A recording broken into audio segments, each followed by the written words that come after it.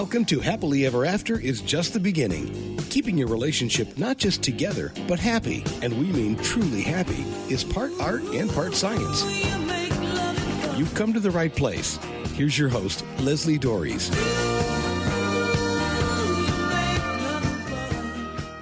One of the truisms about relationships is that good communication is a necessary but not sufficient component for it to be successful. The reason?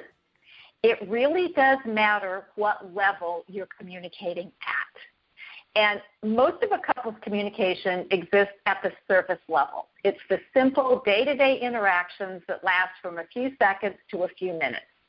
Things seem okay on the surface, but trouble may be lurking just beneath. And when one of you tries to tap into that deeper level, disagreements and arguments are often the result. So, one or both of you back off, nothing gets resolved, and resentment and unhappiness begin to creep in. So how can you avoid this fate in your relationship? Well, I'm so glad you asked, because to help answer that question, I'm joined by fellow marriage and family therapist, Carol Cullen. Carol, thanks so much for coming on the show. And once again, people are always like, we're talking about communication again. But it's really hard to have a relationship without good communication. Absolutely, and thank you, Leslie, for having me on your show. I'm so excited to be here to talk about this very important issue. And, I find that I talk about emotional communication to my clients every single day. And sometimes they know what I'm talking about, and sometimes they give me a blank stare and look at me with their head tilted to the side, and they don't know what I'm talking about. Well, and that's really why I wanted to have you on the show, because you wrote a blog titled The Overwhelming Importance of Emotional Communication in Relationships. And I'm thinking, emotional communication. I never thought about it that way. I found the idea completely fascinating.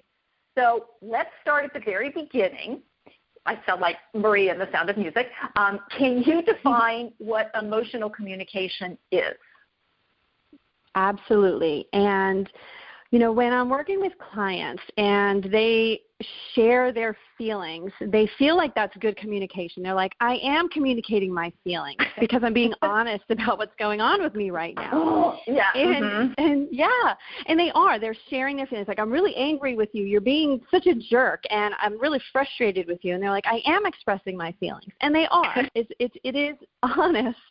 And it's honest communication around their feelings. But it's not good emotional communication. And what we mean by good emotional communication is knowing what's underneath those feelings of anger or frustration and being able to communicate that. That's good emotional communication. Right. I mean, that's I always love. It's like, we are communicating. It's like, well, yes, calling each other names and telling people how stupid they are. Yes, that is communication. It's just not very productive.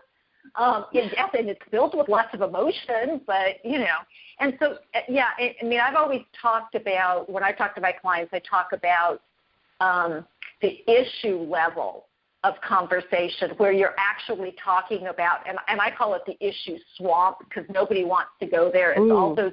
I like that. It's like those non-tangible things that it's like they're icky and they're uncomfortable, and I don't want to go in there.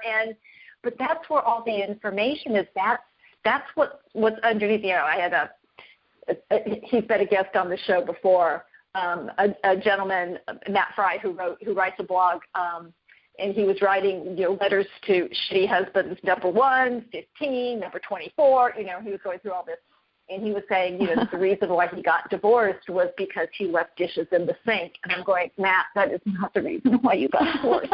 That is so not it. it. But that's what the arguments were always about, right? Because, yes, the dishes on the sink really bothered his wife, but that's not, but it was like, again, that's that surface level. They're being honest about it. She's telling him, I don't like this, but that's not what's going on, right?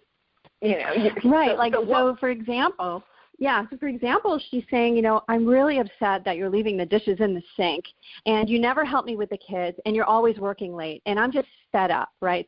She's being honest, right? Mm-hmm. But good emotional communication is about understanding the underlying emotion that's driving that, right? So taking a minute and stepping back and saying, okay, I'm feeling really angry right now and frustrated, but what's really going on? What really are the underlying needs, the core desire that I have that's not being met here? Am I feeling lonely? Am I feeling taken for granted? Am I just feeling overwhelmed with my responsibilities? So really going beneath and exploring your inner world first to understand what's going on. And then the second part is the hardest part, is then communicating that in a gentle way to your partner and being able to say to them that. Gentle. Right? That's helpful.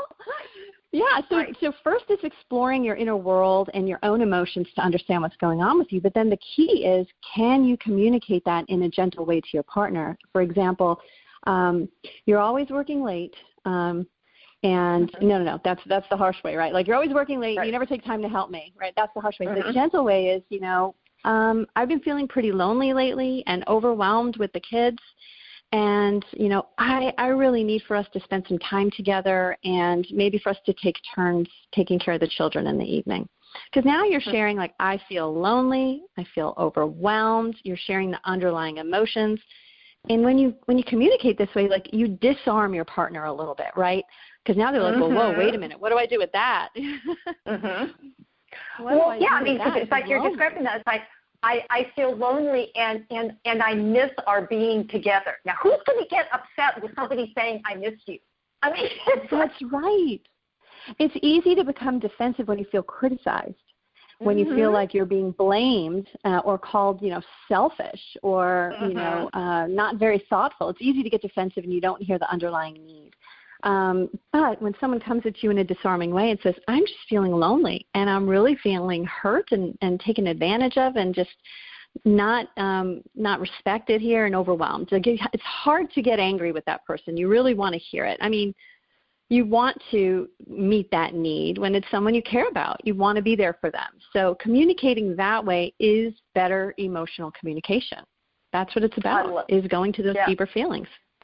I love it. And so in the piece, you talked about one of the requirements to be able to communicate in an emotional way is vulnerability, the V word. Oh, I know. What makes men tend to not like that word very much. Not to generalize, but vulnerability is a scary word. Yeah, and obviously these people have never listened to Brene Brown's TED Talk on vulnerability. Otherwise, they would understand that vulnerability is actually not a weakness, but it is scary. That's right. That's right. Vulnerability is a superpower if you can use it the right way. Yeah, and it does, this kind of communication does require being intentional and taking risks with your partner because you're sharing something that's very sensitive to you, right? A part that you don't really open up to your partner about very much. Vulnerability means taking off your armor and exposing a part of yourself that can be hurt, that can feel rejected, that can feel betrayed if you open up and your partner doesn't respond well, right? It's scary to do that. It's a risk, but it's a brave risk because without taking that risk, you're not going to be able to have a secure, safe relationship, a complete bond with your partner that feels secure. You'll have a superficial relationship, not a deep, connected, intimate relationship, right? But in order to have vulnerability, it requires trust. And this is why it's difficult sometimes and what gets in the way of partners being able to do this, right? You have to trust that if I expose myself and take off my armor, you're not going to hurt me. And that's scary. Well, and I sort of actually put a slightly different spin on this. I want to hear it. Yeah, because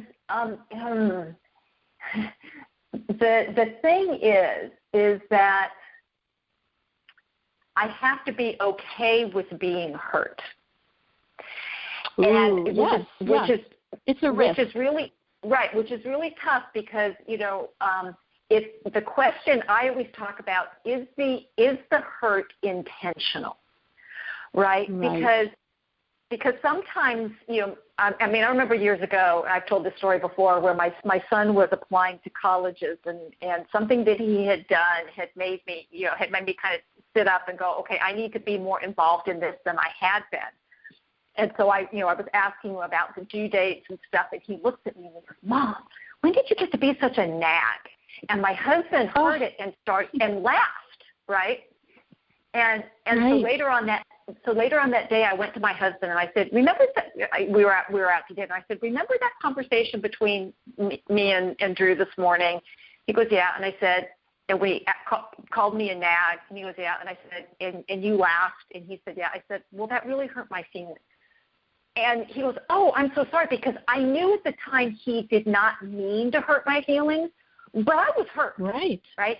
So I knew there was no intention there. His intention, it was more like, I'm hurt and he doesn't know it, and so how do I share that with him to go, that was an owie this morning. And he goes, oh, and then he was loving and very apologetic, and Aww. but that was true. The difference. Is that and I think that most people don't want to hurt their partners. That's not their intention. And having that positive perspective is so important, right? Looking at your partner and being able to say, I see you in this positive way as someone who I trust and is going to have my back and cares about my health and well-being.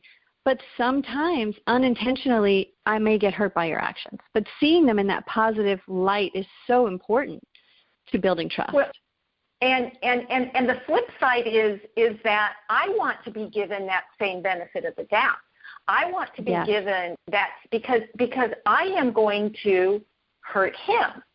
And for me, the difference is it happening on purpose? Because if somebody, and you and I both know this happens, right? Oh yes, all too well. Like, you don't call your partner nasty names unintentionally. That means you're like, I'm sorry, those words don't come out of your mouth accidentally.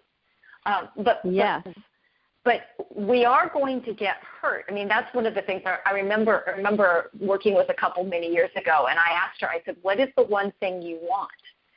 And she said, I want him to never hurt me. And I just did the, head in the hands going, oh, okay. Yeah, oh gosh, not possible, because in relationships, we are going to get hurt because we're all human and none of us are perfect, and we will make mistakes. The key is, are they intentional is first, right? I think that's a very important part of the equation. But then do we try to repair it? And how do we try to repair it in a way that makes our partner feel safe with us, that we're not going to continue this hurtful behavior? That's so important. And we're going to get to that in just 1 minute, but I have to remind people that this is Happily Ever After. It's just the beginning on webtalkradio.net. And I'm talking with fellow marriage and family therapist Carol Cullen about a particular kind of communication that's necessary for a good relationship, and it's called emotional communication. So if you and your partner spend most of your time on the day-to-day interactions that just keep life moving, but stay away from connecting on a deeper level, you're not alone, but your marriage may feel stuck and disconnected. And it doesn't have to stay that way. Developing the ability to communicate on a deeper level is possible, and I can help. So if you want more connection in your marriage, then take a moment and schedule a free, no-obligation, create your Happily Ever After strategy session with me. You can contact me by email at Leslie, Lesli, at foundationscoachingnc.com. That's FOUNDATIONS. Coaching, and as in Nancy, C as in Charlie.com, or you can reach me by telephone at area code 919-924-0463. Again, that's 919-924-0463. And I want to get back to talking with Carol about this, and we were just right on the edge of talking about how couples can do it. And another requirement you talk about for emotional connection is emotional intelligence. So, and I think that's kind of what you were talking about right before the break. So can you define what this is? And this is actually something that people can develop. And so if you could talk a little bit about that, that would be great too. Yes, absolutely. So emotional communication is being able to know yourself and understand your own emotions and then communicate that to your partner. emotional communication is necessary for emotional intelligence. And this requires the ability to empathize and validate your partner's experiences. So learning to read your partner's emotions and trying to put yourself in their shoes for a moment and understand what it must be like to feel that emotion is so important. And then communicating to them, I know what that must feel like. And you're not alone in that feeling. I have felt that way myself at some point. I have felt that way before. And communicating that makes them feel not so alone, and that their emotions make sense, and that they're accepted. And it's a huge part of being able to emotionally communicate with your partner, is being able to identify that in someone else. And this takes practice. Not everyone is good at this. They don't teach this in school. Well, actually, you know what? They do teach it now. My fifth grader learned it last year. They're teaching emotional intelligence in school. It's amazing, and I'm so happy to hear that, because they for sure didn't teach it when I was going to school. Well, and and as you're talking about what emotional intelligence is, about being able to empathize, and I know, and again, I'm going to tell my husband I'm not male bashing. Please stop that. But the way society has been, and thank goodness it does seem to be changing, a lot of men have been raised to not understand their own emotions. So they really don't understand their partner's emotions. They don't understand why dishes on the sink are so upsetting, or why somebody's crying, or because they've been cut off in a lot of cases from their own emotions, which I think is what we're talking about in terms of learning how to communicate on an emotional level. Is first you got to figure out your own emotions, and then you have to be able to respect your partners, even though you think they're crazy. How could you feel this way about this thing? It's so true. I think that we are all taught to some degree that, just push past your emotions and move forward. Don't sit with sad emotions. That's not going to fix anything. The way we fix something is by moving forward and not really sitting with those emotions. So we learn to quickly push them away and disregard them and in ourselves. So being able to identify and recognize them and then sit with those feelings in our partner is hard, especially if you've caused those feelings. If you have made your partner feel bad, you don't want to hear about that. You don't want to feel your own bad feelings. Do you now want to hear how you've upset your partner? Probably not. That just feels terrible. Why would I want to do that? Right. It's like, I didn't say that, or even if I did say it, it wasn't that bad, and you're just being too sensitive. And, it's like, right. I hear that one a lot. You're just being sensitive. Right. Yeah. But how it means so much to your partner if you could just turn to them and say, it makes sense to me that you would feel lonely. It makes sense to me that you are feeling overwhelmed. I can see how much you're doing, and I have been working a lot, and I want to make that better for you. Oh gosh, what a gift that is to hear that. And you can just see the partner, just their body language just changes. They have a sigh of relief. Their shoulders kind of relax. I can see it in the room when it's happening, and it's amazing. It is like a superpower. It really is. And the one thing that I want to say that men need to feel heard and accepted for their emotions as well, because as I'm sitting here, you're talking, the scenario is the woman's lonely because he's working, and I can hear him, but I'm working for you and the kids. That's right. That's right.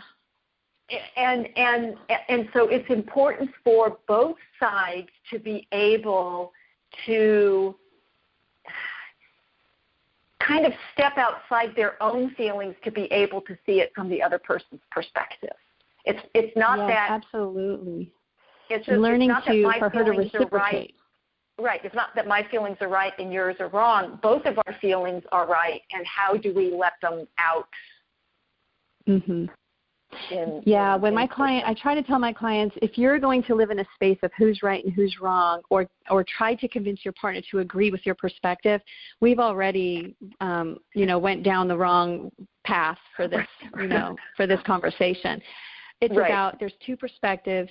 Both of them are your realities and are true for you and need to be heard, validated, and accepted. And then we come up with, how do we make this feel better next time? But it starts with both realities being accepted. And so maybe the wife can turn to the husband with some assistance, and say, I know how hard it must be for you. You don't want to be away from your family, but you're struggling right now to make an income and keep your job. It's such a difficult time in the economy and in the world, and I know that's hard for you too. And then to hear me tell you I'm lonely, knowing that you want to be with me and not away at work must also be hard for you. And that can mean a lot as well in reverse. So it goes both ways. They both need to do it for each other.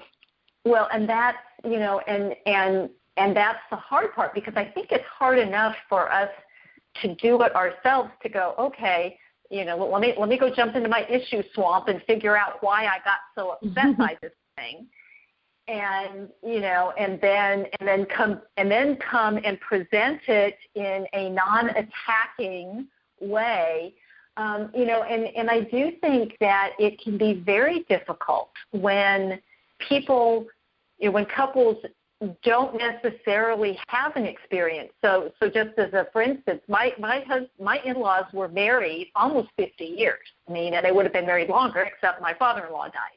I mean, they, so my parents were divorced. So my husband didn't have, so there would be certain things that would happen. It's like, he tried to throw me a surprise party for a big birthday, and he'll never make that mistake again. Because I went a little crazy with that, and so when I'm losing my mind over him planning the surprise party for me, he's looking at me like, okay, honey, please help me understand what's going on with you, because and my kids actually looked at him and it's like, is mommy okay? And he's like, I'm not sure. And it took. How wonderful of him to ask, though, what's going on for you, right? Well, yeah, because I was acting in a very unlike me way, and and I finally was able to. I actually had to go and figure out what the heck that was about. How he had gone from cleaning the house, and this is my stepmother told me, so you're the only one I know who would lose her mind because her husband was cleaning the house, but okay. But it was actually this issue, this thing that I had gotten into my head. He was leaving. He's like, yeah, because he was doing he was being very secretive, and he was doing these things. Oh, yeah. So that's so important. That's so important to recognize in yourself that there was something there that was creating some anxiety for you, and you were worried, and you didn't quite know what. I think our body speaks to us in so many ways. And it's so important to listen to your body and the messages that it's giving you. And sometimes we, in the moment, can incorrectly read those messages. So it's important to just take a minute, sit back, and really experience what's going on for you and try to understand, what is our body trying to tell us? Because it's important, and our body understands things that our mind doesn't always get right away. And that's the thing that I think people have to understand about emotions, because I know that there's, there are certain people in the world who think emotions are unnecessary and they're ridiculous, and it's like, no, they're what keep us alive, because it's what our body interprets threat, and we're going to town on whatever that threat is before we kick in our cognitive brain, which is the one going, yeah, no, that's not a snake, that's a stick, it hasn't moved in the last 5 minutes, calm down, you're not going to be bitten. That's right. But our body speaks the truth. Right, and we just have to unpack it and go, what is that about? But the last thing you talk about emotional communication, which I found really interesting and one that I personally find a bit challenging, is that emotional communication takes creativity. So, okay, can you explain what this is and what it looks like to be creative in our communication? Yes, absolutely. So I think, it's definitely important to begin with verbalizing your emotions, right, to your partner. That's where it begins, like sharing what's going on with you and verbalizing that to your partner. And doing that, I think there's no such thing as over-communication in a relationship. We need to communicate, ask questions, like what your husband did, like what is going on for you right here? There's no way to over-communicate in a relationship in this way.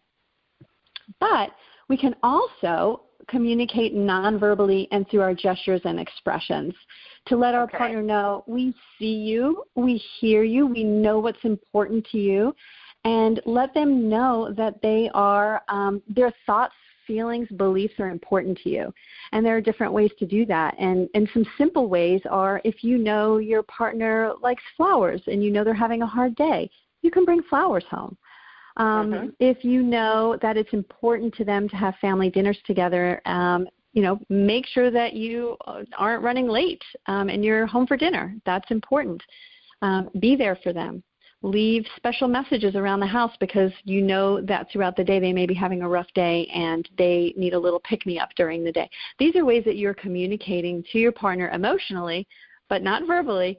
You're important to me, and I want you to know that I think of you and I know what's important to you, and I'm being intentional about the way I want to communicate that to you. And getting creative is okay. I had one client that took out a dozen eggs out of the refrigerator and wrote special messages on every egg and then put it back in because they were going to be traveling. And they knew that their partner was going to make eggs for breakfast, and they would see that message on the eggs. And that always stuck with me. I thought, wow, really, that's intentional. That's planning. That's thinking about how my partner is going to be feeling while I'm traveling, and I want them to know I'm thinking about them. And they were creative, and I love that. And it's funny, as you mentioned that, I just remembered something that my husband did because back when we first met, I worked in retail, so I always had to dress nicely, so I was always wearing high-heeled shoes. And the first thing I would do when I came home was kick my shoes off. And so they were all over the house. And he would say, can you pick up, he would ask me to pick up my shoes. And I'm like, yeah. And then one day I came home from work and I opened the door and there were probably 6 or 7 pairs of shoes walking towards the bedroom from the front door to the, and I just burst out laughing. I thought that is the most creative, and I did. I just scooped up all the shoes and took them in, but I thought, oh my God, how brilliant. That's awesome. So he very creatively told me, it's like, could you please pick your shoes up? But he was, That's right. Like, and I have no idea that's creative for sure. What got him to do that, but it's like, okay, this is creative because he's been asking me. I'm going, I've been doing the yeah kind of thing. It's like, okay, I get it. Yeah. Right, and because it was so creative and out of the box, you got the message. You got the meaning behind that. Yes. Yeah. And I like your husband. He's creative. Yeah, and literally, I burst out laughing because I knew it's like, okay, I get it. But it wasn't, and it's really interesting. I'm sure you're familiar with Michelle Weiner Davis. Oh yeah. But one of the things that she says, and because women are very much talkers for the most part, and men are action takers, and so sometimes the better way to get messages across from a woman to her man is to take action and not talk it to death. But that requires some creativity about how could I put this in a nonverbal message. That's right. Absolutely. And for me, a lot of times with my husband, the way that I show him I'm paying attention and I know what he's looking for in our relationship at times, like his love languages, when we do a project together. So we're doing lots of renovations in our home right now. It's an older home, and so we're in the midst of all these. But that's how I show him I'm paying attention. We'll paint a room together, or we'll pick out paint together, or we're picking out stain for the floor together, and then we'll actually do some of the work of cleaning up the house together. And that's his love language. Like in no way, shape, or form do I want to do any of that stuff. But I know that's his love language. Would be doing it right. Mm-hmm. Yeah, the other day he said to me, "Hey, would you like to come and clean out the garage with me?" And I know I knew he wanted to spend time with me. I'm like, "Wow, I need to think about my answer before it comes off my lips here." And I'm like, "Yeah, that sounds great. Let's do that." Well, and it's interesting because we were talking earlier about making repair or just making invitations. And that was an invitation from your husband that could have gotten missed. Absolutely. We call that a bid for connection. So that was his way of bidding for my attention or connection with me. And I had an opportunity there. It's like a sliding glass door opportunity, right? We can either turn towards and have a positive response, or turn away, or or against, which is like an angry response. But I chose to turn towards in that moment, and that is money in the bank in your relationship. Every time you turn towards your partner, you're putting money in the bank, and you are building a more positive perspective in your relationship, where you can see your partner as someone who is on your side and cares enough about your well-being to be there for you. And it builds trust. So it's those small things that build trust. Right, and so it will be easier. It will be easier when you have that, when you've banked those positive emotions to when you're struggling with something, your relationship has enough give in it to absorb those times when it isn't smooth sailing, when something is really creating an issue for one, because quite frankly, if there's an issue for one of you, there's an issue for both of you. And absolutely. And you need a cushion. You need something to fall back on. Well, Carol, thank you so much. This has just been such a great conversation, and I'm now feeling your emotional communication, because as I said before, I never really looked at it that way, but I love that whole concept. So can you tell people where they can learn more about how to communicate at this much deeper level, which is what we all want? Yeah, so if they want to read my blog, they can go to my website at mytherapistnc, like North Carolina.org, O-R-G, and we have lots of great articles on there and blog posts that address emotional communication, but also many, many different issues that couples face and how to address them or tackle them in a positive way, in a healthy way. So they can just go to the website, mytherapistnc.org, and check it out. Terrific.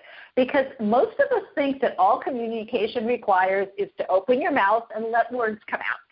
And my goodness, no. Yeah, that actually is one form of communication, but it isn't the path to real connection and deep intimacy, which is what all humans long for. So words, as we've been talking about, are a small percentage of communication, and my question is, what would move you to learn more? And hopefully you got a lot of information today, because I know that I sure did. And so hopefully you'll keep listening to the show. And until next week, stay loving.